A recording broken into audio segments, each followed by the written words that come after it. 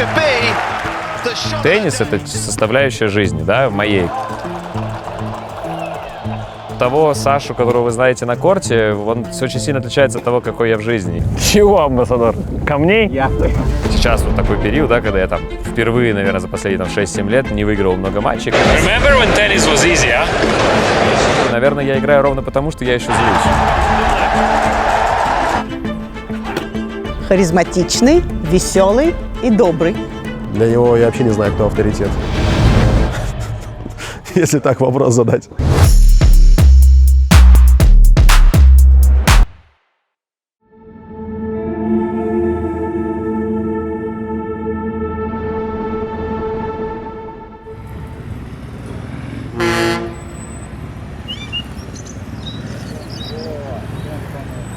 В основном стабильное настроение, всегда. Я всегда в хорошем расположении духа. Вы меня торопили. Только о победе могу.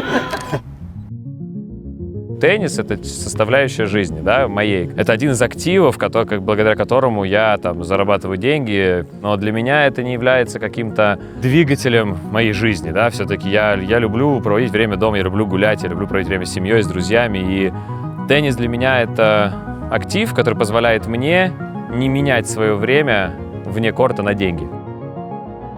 Вот это, да, Веря, мне кажется, нет? Моя жизнь за кортом гораздо интереснее, чем моя теннисная жизнь. Поэтому нет, я абсолютно спокойно могу не играть в теннис и месяца, 2, и 3, и профессионально не играть. Поэтому я поигрываю, так я все-таки люблю этот спорт, и мне интересно. Но именно вот соревновательный теннис для меня — это работа, это часть детской мечты.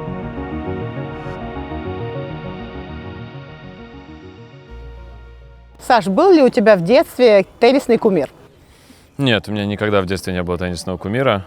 Не знаю, хорошо это или плохо, но никогда меня не увлекало наблюдать за кем-то с придыханием. Безусловно, конечно, нравился. Наверное, Роджер нравился. Мне кажется, он всем нравился. Но вот назвать кумиром или там мечтать оказаться рядом с ним, такого никогда у меня не было. Просто он был на тот момент, наверное, самым известным теннисистом планеты. Ну и сейчас, наверное, остается, поэтому просто Роджер.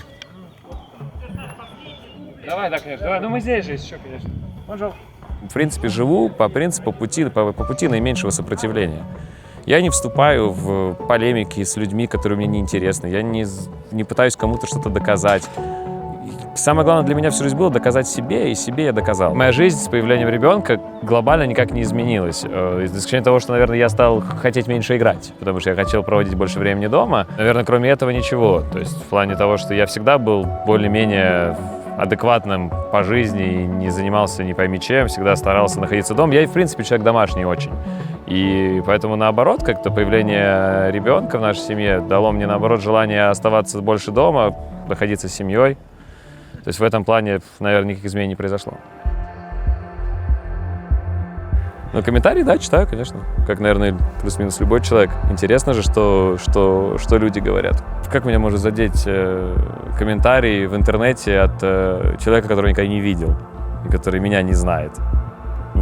Просто интересно, иногда бывает интересно. То есть, допустим, я очень много читал комментариев под какими-то своими интервью, чтобы, то есть, когда я сомневался, да, допустим, не в своих словах, наверное, а вот сомневался в реакции, да, вот мы там обсуждали, вот я там вот так-то сказал, как ты думаешь, и интересно было почитать, что люди умные и не очень говорят, поэтому, да, вполне.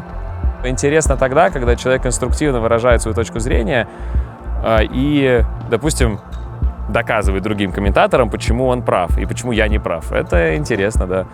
А так, чтобы приятно или неприятно, радоваться какому-то тексту от какого-то непонятного человека, который вообще не знаешь, кто это, мне кажется, что нет.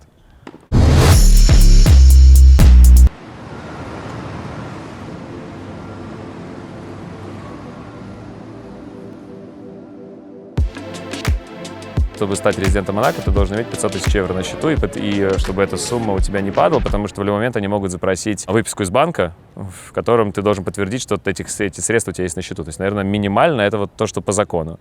А дальше уже как сложится, как договоришься. К деньгам уважительно отношусь, но хвататься за все подряд, из последних сил зарабатывать нет. И расстаюсь с ними так же легко, как зарабатывать. Помнишь ли ты свои первые эмоции от больших призовых? От больших призовых в тот момент, которые мне казались? Да, конечно. Это были, получается, я прошел квал и круг в Австралии на первом своем шлеме. Мне там заплатили, может, сколько тогда было, не знаю, $100 000, наверное. И да, оказалось, что, в принципе, это на всю жизнь хватит. Через 3 месяца я понял, что не хватит, и пришлось дальше работать. Самая первая моя, наверное, большая покупка, я купил сразу же плюс-минус квартиру и купил себе часы. Тогда еще давно, это было почти 10 лет назад это было. Я всегда любил часы, и вот, наверное, пошел и купил. And didn't Bublik just love it as well? Возможность не менять свое время на деньги. Для меня это успех. Если ты можешь делать то, что ты хочешь, и не распыляться на какие-то мелочи, на то, чего ты в данный момент не можешь или не хочешь делать. То есть не менять свое время на деньги — это самое основное для меня. Самый большой штраф в моей жизни был, по-моему, 15, наверное. Это был самый вообще большой за всю мою жизнь. То есть я в основном в прошлом году у меня не было ни одного штрафа, например. Если ты совершил поступок, ты должен за него заплатить. За все в этой жизни нужно платить. Поэтому я говорю, что отношусь к этому философски легко. Понятное дело, что неприятно, особенно если считаешь, что не по делу. То есть, например, я тогда считал, что 15 — это много, потому что я ничего не сделал такого. Но так посчитали, окей. На следующей неделе я Хали выиграл, поэтому нормально. Так сложились обстоятельства, что да, я очень сильно... я ругался с супервайзером, потому что, ни за что. На мой взгляд, ни за что. И, потом я выиграл на следующей неделе Хали, поэтому нормально все сложилось. Заплатил там, пришло здесь. Oh, he's done him again. Garrett's not happy. He's ready. Скажи, пожалуйста, видел ли ты меня на трибуне? Нет, когда ты была в моем матче, я тебя на трибуне не видел. Наверное, как и любой теннисист, я смотрю, и я, наверное, кого-то увижу. То есть, понятно, бокс свой, и если кто-то там вокруг бокса сидит, я, безусловно, это увижу. Но высматривать там кого-то на трибунах, да уже, наверное, нет. Уже и не надо. Тем более, я женатый человек, куда мне смотреть-то?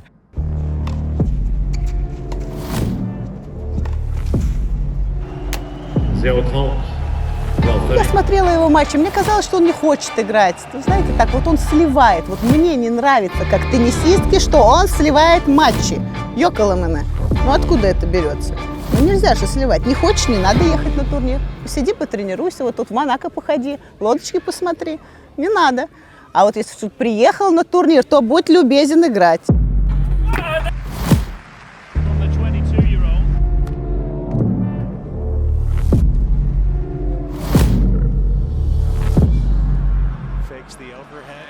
Исходя из того, что все-таки я долгое время, да, уже нахожусь там, около там, 20-ки, 30-ки, я много общаюсь с ребятами из десятки, тем более это все наши ребята.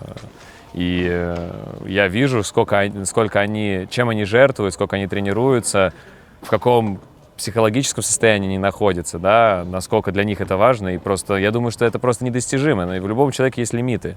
И я думаю, что просто я не смогу себя ни при каких условиях заставить жить той жизнью, которой живут эти люди, потому что она просто мне не подходит. Сейчас вот такой период, да, когда я там впервые, наверное, за последние 6-7 лет не выигрывал много матчей. Конечно же, там мне, может, и тренер говорит, и жена где-то, что вот впервые видит, что я чуть-чуть оказываюсь под влиянием там, побед или поражений, на мое настроение это влияет. Но благо это недолго, минут там, может быть, 30-40 после матча, но это уже какое-то изменение, да, потому что все-таки я впервые, да, в своей карьере оказался в ситуации, когда я там не топ-30, не топ-20, и мне нужно что-то делать, чтобы вернуться. И в этом случае, наверное, да, я могу сказать, что что-то изменилось, но глобально нет. Я отходчивый, поэтому попозлился, попсиховал и забыл. Было бы интересно коснуться десятки, как для истории, но менять свою жизнь ради какого-то фантомного шанса где-то там, когда-то коснуться, и на это потратить 3 года жизни и этого не сделать, я не хочу.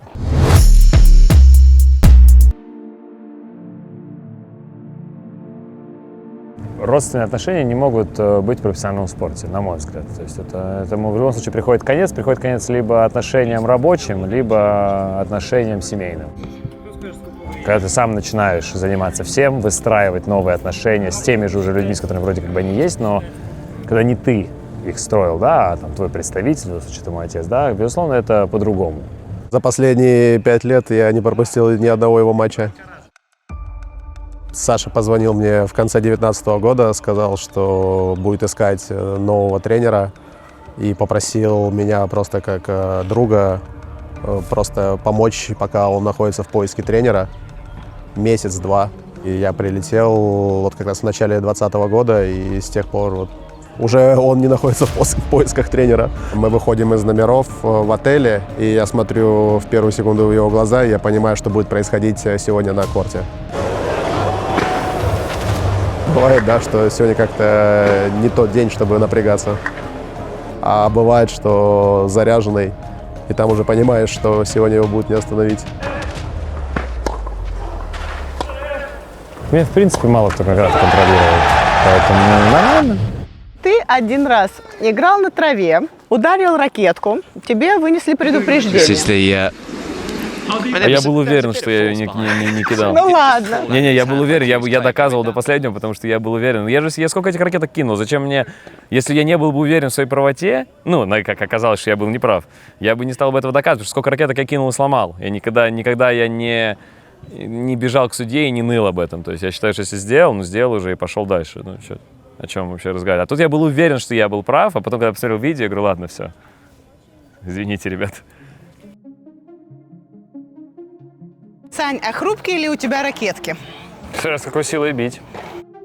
Мне нужна эмоциональная разрядка, и есть несколько способов, да, которые могут работать для того или иного спортсмена. В моем случае это удар ракетками. Это, можно увидеть даже некие паттерны, да, что я ломал и начинал играть лучше, возвращался в матч. То есть, в основном это так работает.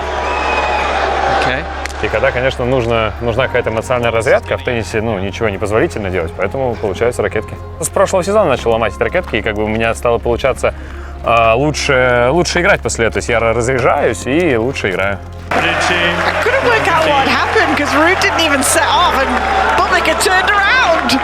Я думаю, что можно из дисциплинированного превратиться в где-то в сумасшедшего, да, наверное, игрока, и наоборот. Я думаю, что это возможно, если приложить усилия и действительно этого захотеть. Просто в моем понимании это ломать себя ради этого, мне кажется, не стоит, но каждому свое, поэтому тут нету связи веры в себя и верю ли я в себя, что могу стать игроком десятки? Да, но что для этого нужно делать? Всегда вопрос в том, что вот разговор о том, что а он там мог бы, если бы, это пустые разговоры, они не несут никакой, понимаешь, смысловой даже нагрузки особо, потому что это вот такие же мечты и чужих людей.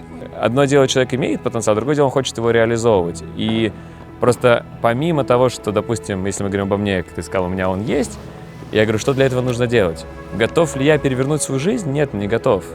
Может быть, мой уникальный стиль игры взялся оттуда, что у меня не было кумиров, я ни на кого не смотрел, не старался никого копировать. И как-то просто играл в теннис, просто получал удовольствие, и вот сложилось. Мои сильные стороны — это моя подача, наверняка укороченные удары.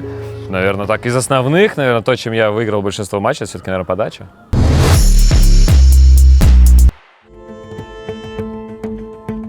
Саш, мы приготовили для тебя челлендж. Нужно попасть в бутылочки, сколько раз скажет твой невероятный тренер.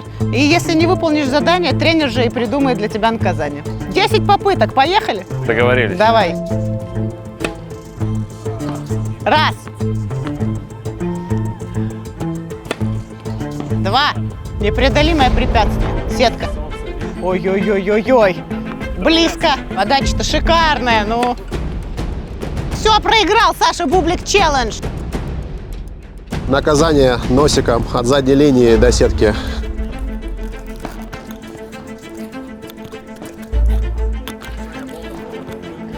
А я же не хочу жульничать. Молодец, Санек. Давай, еще чуть-чуть. Докатил. Браво! Блиц-опрос, мы потом сравним твои ответы с тем, что сказал Саша. Интересно. Проверим наши отношения. Поехали. Любимое покрытие. Трава. Трава. Самый запоминающийся матч. Финал в Хале с Рублевым. Финал Хали. Самый сложный соперник. Медведев. Медведев. Во сколько начинается идеальная тренировка? 15:00. Час дня. Кто чаще опаздывает, тренер или ты? Я. Подопечный, конечно. Кто больше переживает перед матчем? Тренер. одинаково. Любимый теннисист? Роджер. Артем Супрунов. Какой-нибудь ритуал перед матчем есть у тебя? Пытаюсь разминаться. Хлопнуть по рукам и пойти на корт. Любимая еда после игры? Ты же не сказал, да? Паста. Пускай будут суши.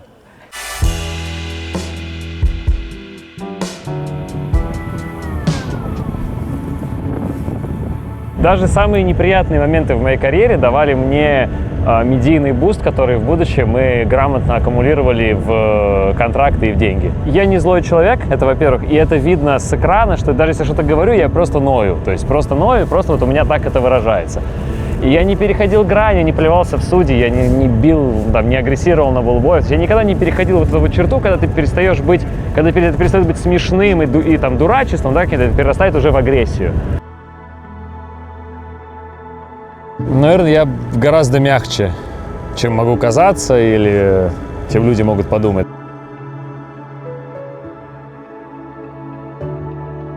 Я себя не ломаю на ежедневной основе для того, чтобы быть теннисистом. И, соответственно, после завершения я продолжу, я думаю, также играть в теннис, также поигрывать просто с меньшим энтузиазмом, а может быть и с большим, это никто не знает. Наверное, я играю ровно потому, что я еще злюсь. Я еще хочу выигрывать. То есть, а когда я перестану, я могу, в принципе, совершенно со спокойной душой повесить ракетку и завтра. Но я просто этого не хочу делать. Я считаю, что мне еще интересно.